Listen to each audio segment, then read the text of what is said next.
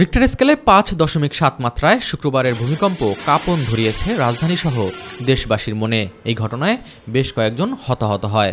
পরদিন শনিবার হওয়া ৩টি ভূকম্পন নতুন করে মানসিক দুশ্চিন্তায় ফেলেছে ঢাকাবাসীকে। বিশেষজ্ঞরা বলছেন, ভূমিকম্পের উচ্চ ঝুঁকিতে বাংলাদেশ। যদি বড় মাত্রার ভূকম্পন হয় তবে রাজধানী ঢাকার অবস্থা কি হবে? এই অপরিকল্পিত নগরীতে একদিকে রয়েছে দালান ধসের আশঙ্কা, অপরদিকে বিস্ফোরণ। গ্যাস লাইন বিস্ফোরণজনিত ঝুঁকি দালান ধসের চেয়েও মারাত্মক হতে পারে বলে মনে করেন বিশ্লেষকরা। চিলিতে 1961-এ 10 রিক্টার স্কেলে ভূমিকম্প হয়েছিল। বেশিরভাগ লোক মারা গিয়েছিল, কিন্তু আপনার হলো সেকেন্ডারি ইফেক্ট, মানে সেটা হলো ইলেকট্রিক্যাল এবং গ্যাসে। তারা কিন্তু কোর্টকে রিভাইভ করে এবং রিভাইভ করে তারা কিন্তু অটো শাটডাউন সিস্টেম তৈরি করে, মানে ইলেকট্রিক্যাল এবং হলো আপনার গ্যাসের।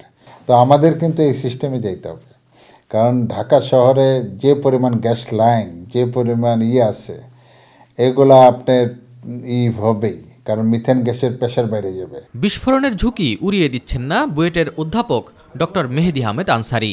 তবে তার মতে এখন প্রথম কাজ রাজধানীর ঝুঁকিপূর্ণ ভবন নিরূপণ করে ব্যবস্থা নেয়া। এক্ষেত্রে সরকারি বেসরকারি দুই পক্ষের আন্তরিকতা প্রয়োজন। দুইটা কাজ ইমিডিয়েটলি করতে হবে। একটা হচ্ছে যে আমাদের ভবনগুলোর অবস্থা খুব ভালো নয়। প্রথম অবস্থা চিহ্নিতকরণ, যেহেতু একটা আর্থকুয়েক হয়েছে, কম বেশি তো ক্র্যাক আছে, বিল্ডিং ভাঙার মতো ক্র্যাক নেই, বাট ক্র্যাক আছে দেয়ালে।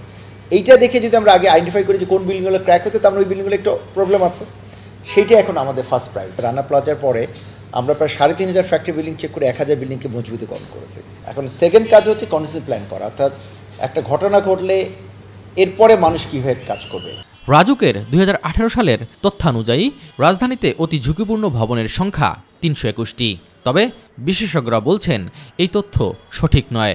সময়োপযোগী জরিপের মাধ্যমে প্রকৃত সংখ্যা নিরূপণ করা অতীব জরুরি। প্রয়োজনে প্রণোদনা দিয়ে হলেও ঝুঁকিপূর্ণ ভবন ভেঙে ফেলার কথা বলছেন ভূমিকম্প বিশেষজ্ঞরা। মানুষকে ঠান্ডা করতে গেলে তার বাসাগুলো দেখে যদি একটা আশ্বস্ত করা যায়, তখনই মানুষ মানে ঠান্ডা হবে বা বুঝবে যে তার বাসার সমস্যা নেই। কিন্তু না হলে কিন্তু মানে সাইকোলজিক্যালি ট্রমার মধ্যে আছে। এখন ২২ লাখ বিল্ডিংয়ের ভিতরে ৩০০ বিল্ডিং যেটা নোহামলের ভাই, রানা প্লাজার পরে এটা দিছে। ৩০০-র ভিতরে ৩টা ভাঙতে দিছিল, এটাই ভাঙতে পারেনি ভাই। তারা প্রণোদনা দিতে হবে যে ভাই আপনার বিল্ডিংটা খারাপ, আপনার বিল্ডিংটা ভাঙেন, এখানে আমরা 20 তলা 10 তলা বিল্ডিং করবো, অর্ধেক আপনি রেঁধে দেবো, অর্ধেক আপনি নেবেন।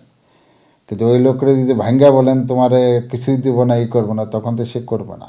এস এম আরিফ, মাই টিভি, ঢাকা।